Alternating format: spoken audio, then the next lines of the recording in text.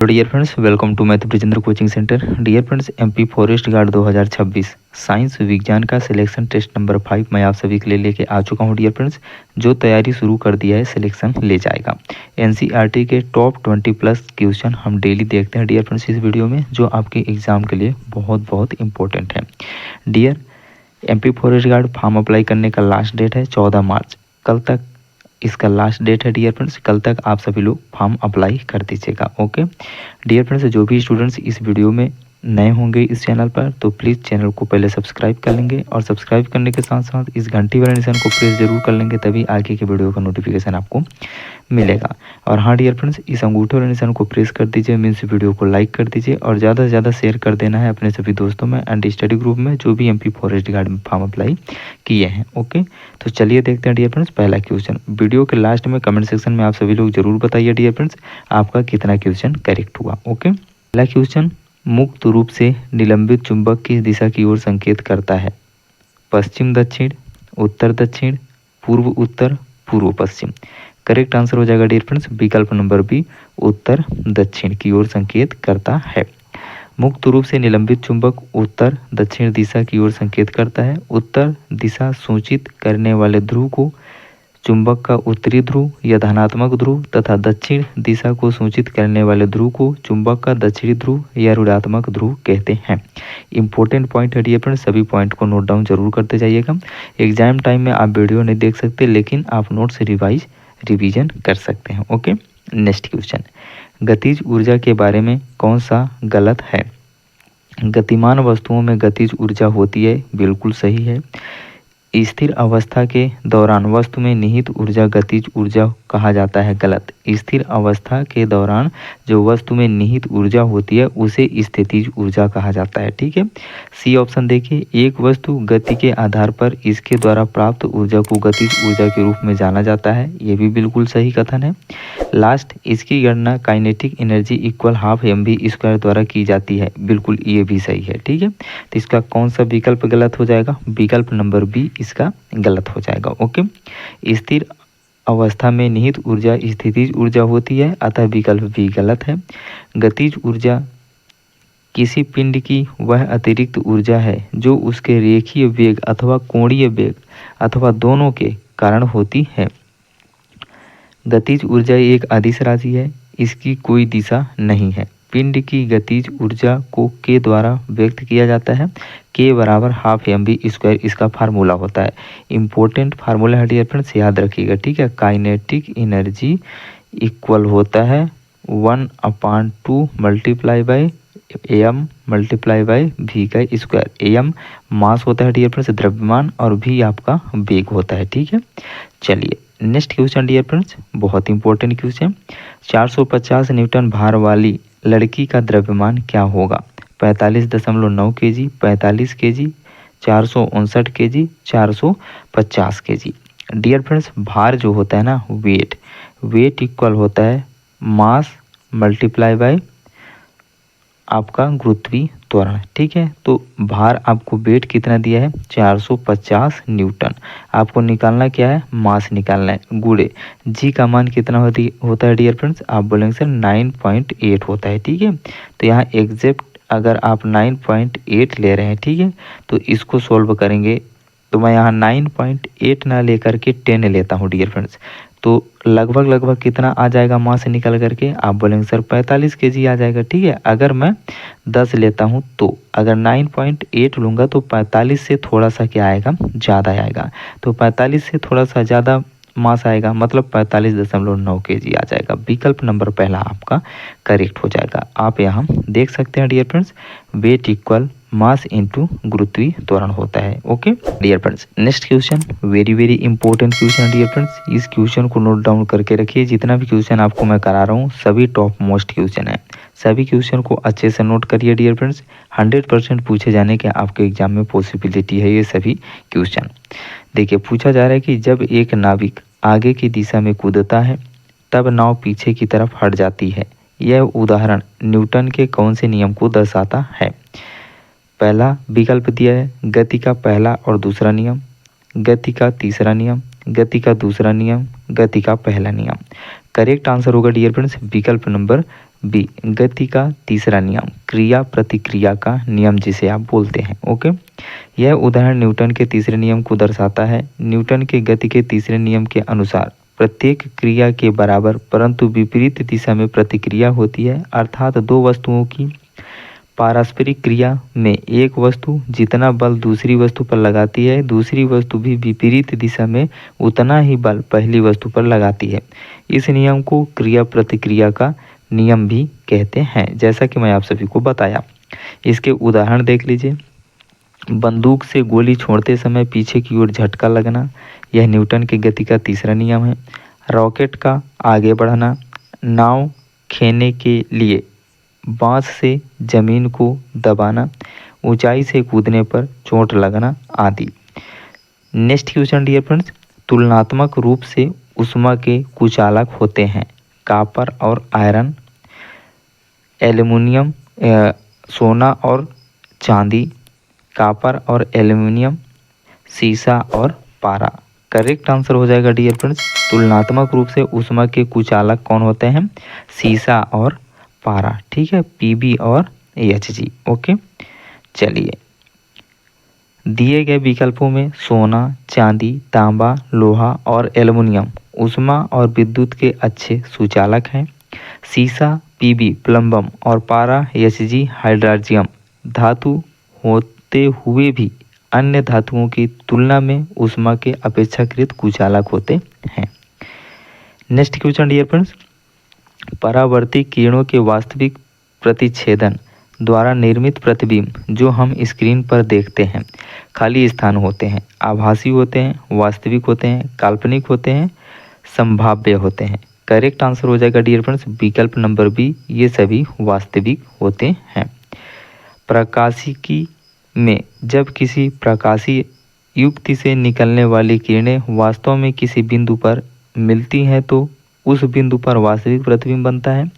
वास्तविक प्रतिबिंब को पर्दे स्क्रीन पर प्राप्त किया जा सकता है, अर्थात परावर्ती या अपवर्तित किरणों के वास्तविक प्रतिच्छेदन द्वारा निर्मित प्रतिबिंब वास्तविक होता है। Next question dear friends numerical से है। एक 12 वोल्ट का कार हेडलाइट लैंप 15 मिनट के लिए 3 एम्पियर की धारा कर्षित करता है। इस अवधि के दौरान कार की बैटरी द्वारा स्थानांतरित ऊर्जा ज्ञात कीजिए। ये क्वेश्चन मैं आप सभी को होमवर्क में दे रहा हूँ, इसका आंसर मुझे आप सभी लोग कमेंट सेक्शन में देंगे। ठीक है, मैं आप सभी का आंसर का इंतजार करूँगा। इतना न्यूमेरिकल कराता हूँ, एक क्वेश्चन आप भी सोल्व करके बताइए। Next question dear friends, 15 volt के विभवांतर वाले दो बिंदुओं के बीच 5 कूलाम के आवेश को प्रवाहित करने के लिए किया गया काम कितना होता है? 45 जूल, 40 जूल, 75 जूल, 48 जूल। तो डियर फ्रेंड्स कार्य बराबर होता है आवेश गुणे का विभवांतर। ठीक है, तो आपको क्या निकालना है? कार्य निकालना है। आवेश कितना दिया है? 5 कूलाम दिया हुआ है। विभवांतर कितना दिया है? 15 वोल्ट दिया है। तो वर्क इक्वल आ जाएगा 15 × 5 = 75 जूल। किस ऑप्शन में दिया है? विकल्प नंबर आपका सी करेक्ट हो जाएगा। ठीक है डियर, नेक्स्ट क्वेश्चन, एक चालक में प्रवाहित विद्युत धारा और विभवांतर के बीच क्या संबंध होता है? I/V एक नियतांक है, V × I एक नियतांक है, V+I एक नियतांक है, V/I एक नियतांक है। तो डियर फ्रेंड्स ओम के नियम के अनुसार आप लोग एक फार्मूला पढ़े ही होंगे, V बराबर क्या होता है? IR होता है। ठीक है, तो R बराबर क्या होगा? R बराबर आपका V/I हो जाएगा। ठीक है, तो विकल्प नंबर आपका डी करेक्ट हो जाएगा। V/I एक नियतांक है। ओके, ओम के नियम के अनुसार यदि चालक की भौतिक अवस्था जैसे लंबाई, क्षेत्रफल, आयतन, ताप, दाब आदि अपरिवर्तित रहे तो चालक के सिरों पर आरोपित विभवांतर तथा इसमें बहने वाली धारा का अनुपात नियत होता है R बराबर V/I। Next question dear friends, वह भौतिक राशि है जो कभी भी ऋणात्मक नहीं हो सकती है, कौन सा है? वेग, बल, त्वरण, दूरी। करेक्ट आंसर हो जाएगा डियर फ्रेंड्स विकल्प नंबर डी, दूरी जो डिस्टेंस होता है कभी भी ऋणात्मक नहीं हो सकता है। दूरी अदिश राशि है जो कभी भी ऋणात्मक नहीं होती है, जबकि बल, त्वरण एवं वेग सदिश राशि हैं जिनका मान धनात्मक, ऋणात्मक और शून्य तीनों हो सकते हैं। नेक्स्ट क्वेश्चन डियर फ्रेंड्स, गुरुत्व जनित त्वरण को कैसे दर्शाया जाता है? अंग्रेजी के छोटे अक्षर जी से, यक्स से, अंग्रेजी के बड़े अक्षर जी से, ग्रीक अक्षर एप्सिलॉन से। करेक्ट आंसर हो जाएगा डियर फ्रेंड्स विकल्प नंबर पहला, अंग्रेजी के छोटे अक्षर जी से। इसका वैल्यू कितना होता है डियर फ्रेंड्स? 9.8 मीटर प्रति सेकेंड स्क्वायर, या आप इसको ऐसे भी लिख सकते हैं डियर फ्रेंड्स, जी इक्वल 9.8 मीटर इंटू सेकेंड का माइनस की पावर -2। ओके, इसको इस प्रकार से भी आप लिख सकते हैं। गुरुत्व जनित त्वरण को सामान्यतः अंग्रेजी के छोटे अक्षर जी से दर्शाया जाता है। अंग्रेजी के बड़े अक्षर जी से सार्वत्रिक गुरुत्वाकर्षण स्थिरांक को दर्शाया जाता है। अब आप सभी को बताना है डियर फ्रेंड्स, स्मॉल जी का वैल्यू तो मैं आप सभी को बता दिया, ठीक है।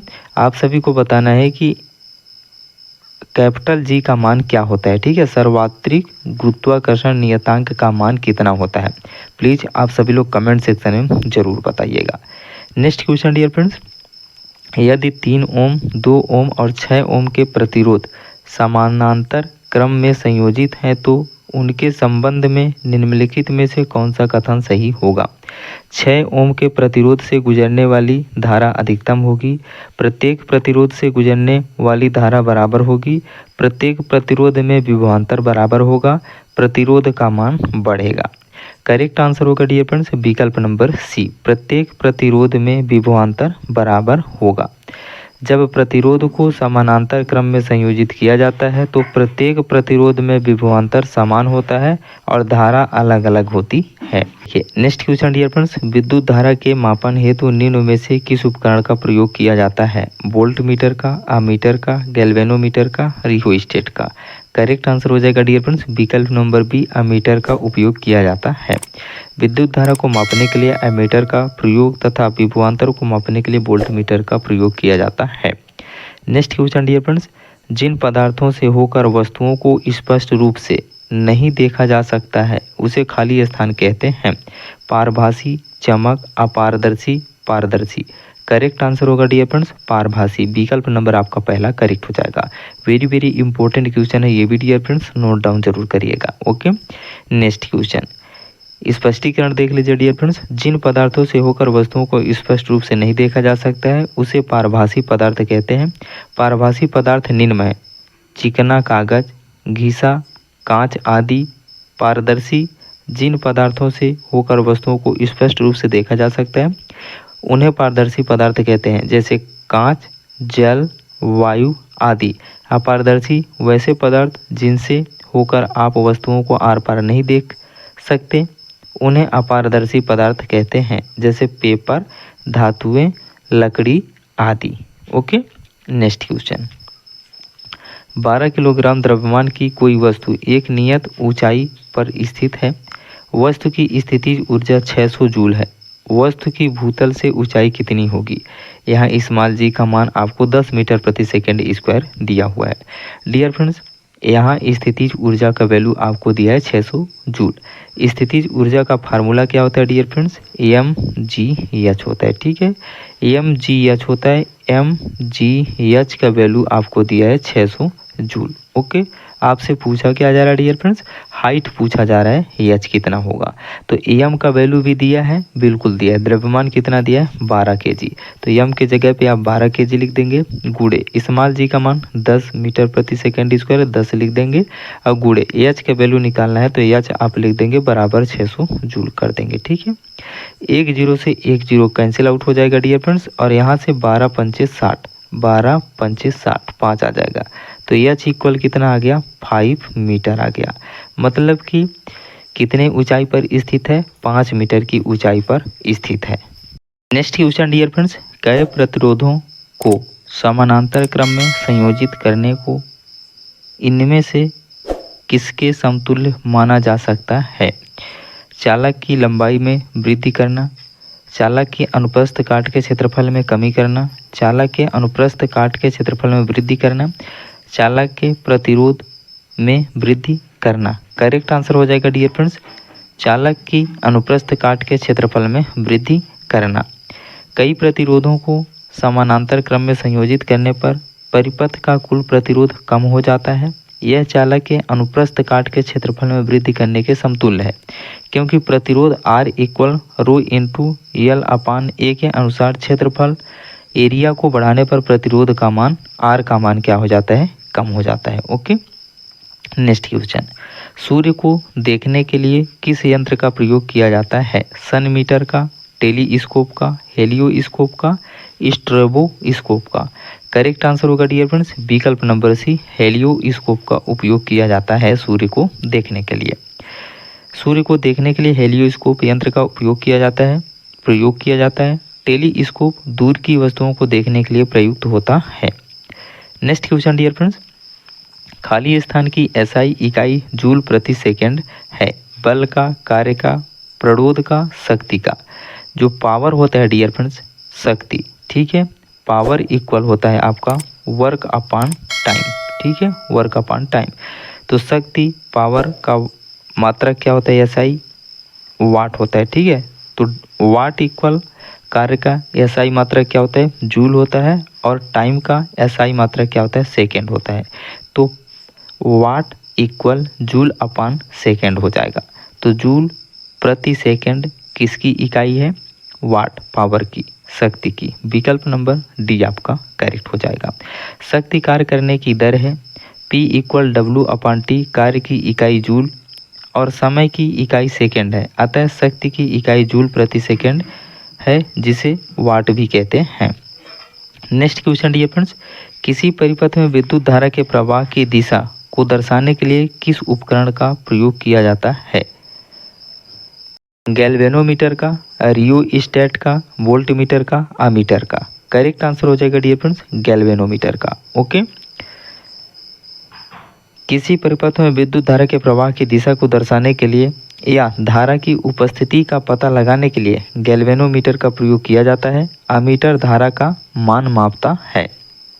Next question dear friends, AC परिपथ में आमतौर पर निम्नलिखित में से किसके कारण शक्ति हानि होती है? प्रतिरोध और प्रेरक, केवल संधारित्र, केवल प्रेरक, केवल प्रतिरोध।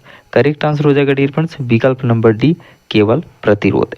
एसी परिपथ में पावर हानि केवल प्रतिरोध में होता है। प्रतिरोध में पावर हानि बराबर आई स्क्वायर आर होता है। प्रतिरोध का मान जितना अधिक होता है पावर हानि ज़्यादा होती है, जो ताप के माध्यम से ऊर्जा की हानि होती है, जिसका फार्मूला हीट अनुक्रमानुपाती आई स्क्वायर आर टी होता है। नेक्स्ट क्वेश्चन डियर फ्रेंड्स, मनुष्य बहुत ऊंची ध्वनि सहन कर सकता है। वह उच्चतम ध्वनि स्तर क्या है जो मनुष्य सहन कर सकता है? 40 decibel, 100 decibel, 115 decibel, 80 decibel. Correct answer हो जाएगा डियर फ्रेंड्स विकल्प नंबर डी, 80 डेसिबल। विश्व स्वास्थ्य संगठन WHO के अनुसार 45 डेसिबल ध्वनि मनुष्य के लिए सर्वोत्तम होती है। WHO ने 75 डेसिबल से ऊपर की ध्वनि को मानव स्वास्थ्य के लिए हानिकारक माना है। 85 डेसिबल से अधिक ध्वनि मनुष्य को बहरा व 150 डेसिबल की ध्वनि मनुष्य को पागल बना सकती है। तो ज़्यादा से ज़्यादा मनुष्य 80 डेसिबल तक की ध्वनि को सहन कर सकता है, उच्चतम, ठीक है। नेक्स्ट क्वेश्चन, निम्नलिखित में से कौन सा किसी ध्वनि तरंग के प्रति इकाई समय में किए गए दोलनों की संख्या है? आवर्तकाल, आयाम, तरंगदैर्घ्य, आवृत्ति। करेक्ट आंसर हो जाएगा डियर फ्रेंड्स विकल्प नंबर डी, फ्रीक्वेंसी, आवृत्ति। देखिए डियर, ये लास्ट क्वेश्चन, कण विक्षोभ के प्रसार की दिशा के लंबवत ऊपर और नीचे दोलन करते हैं। यहाँ किस प्रकार के तरंगों पर चर्चा की गई है? यांत्रिक तरंगे, मूल तरंगे, अनुप्रस्थ तरंगे, अनुदैर्ध्य तरंगे। करेक्ट आंसर हो जाएगा डियर फ्रेंड्स विकल्प नंबर सी, अनुप्रस्थ तरंगों पर चर्चा की गई है। यदि माध्यम के घटक कण तरंग की गति की दिशा के लंबवत कंपन करते हैं तो ऐसी तरंगों को अनुप्रस्थ तरंग कहते हैं। जैसे जल की सतह पर उत्पन्न तरंगें तथा रस्सी के एक सिरे को झटका देने पर उस रस्सी में उत्पन्न तरंगें, ये सभी अनुप्रस्थ तरंगे के उदाहरण हैं। डियर फ्रेंड्स, मैं उम्मीद करूंगा कि इस सेट के सभी क्वेश्चन आप सभी को बहुत अच्छे से समझ में आ गए होंगे और सभी क्वेश्चन बन गए होंगे। कितना क्वेश्चन आपसे बना है प्लीज़ कमेंट सेक्शन में ज़रूर बताइएगा, ठीक है। Number of question dear friends, video अच्छा लगा होगा तो प्लीज़ एक लाइक ज़रूर करिए और ज़्यादा से ज़्यादा शेयर कर दीजिए अपने सभी दोस्तों में एंड स्टडी ग्रुप में। डियर फ्रेंड्स, अगर अभी चैनल को सब्सक्राइब नहीं किए तो प्लीज़ चैनल को सब्सक्राइब करिए और इस घंटी वाले निशान को प्रेस ज़रूर करिएगा, तभी आगे के वीडियो का नोटिफिकेशन आपको मिलेगा। Okay dear friends, take care, love you, मिलते हैं नेक्स्ट क्लास में, तब तक के लिए आप सभी का आशीर्वाद। जय हिंद।